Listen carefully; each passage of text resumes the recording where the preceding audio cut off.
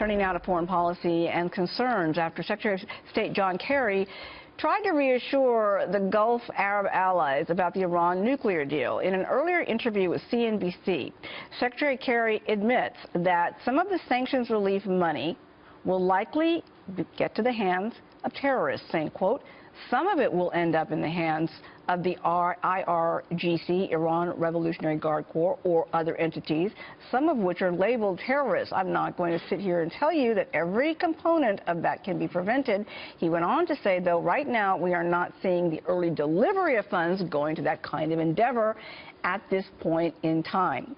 Joining us now via Skype due to the snowstorm, we have Dr. Sebastian Gorka, the Major General Matthew C. Horner Distinguished Chair of Military Theory at Marine Corps University. Welcome, sir.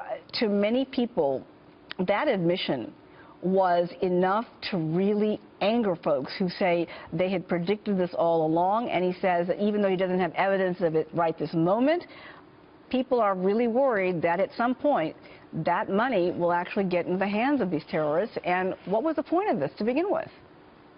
Well, Uma, think about this.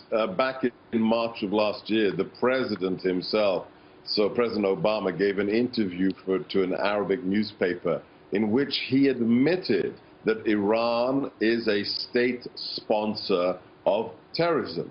Now we have this latest statement from one of his cabinet members who says that monies will, in all likelihood, go to terrorist organizations that are part of the Iranian government or sponsored by them.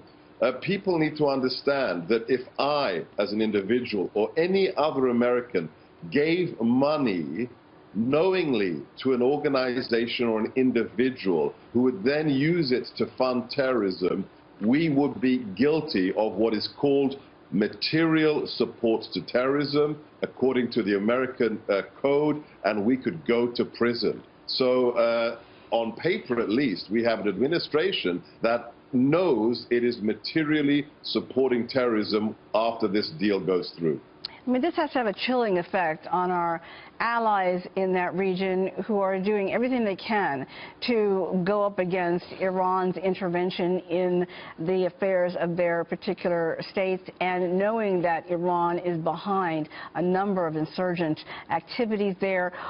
What do you think we gain by even giving in like this?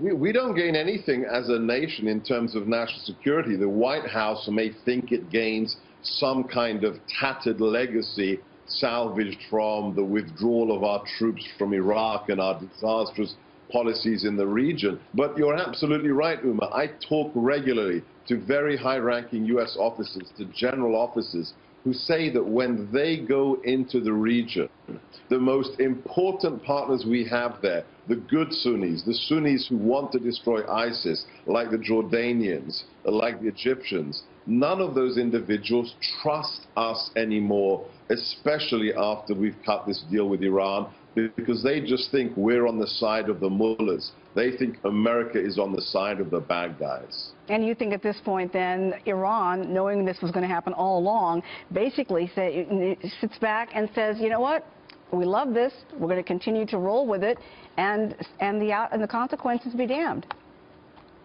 Just listen to the translations of their statements coming out of their foreign ministry or out of the mosques in Tehran. For them, this is a win-win for them and a lose-lose for us. They are laughing all the way to the bank.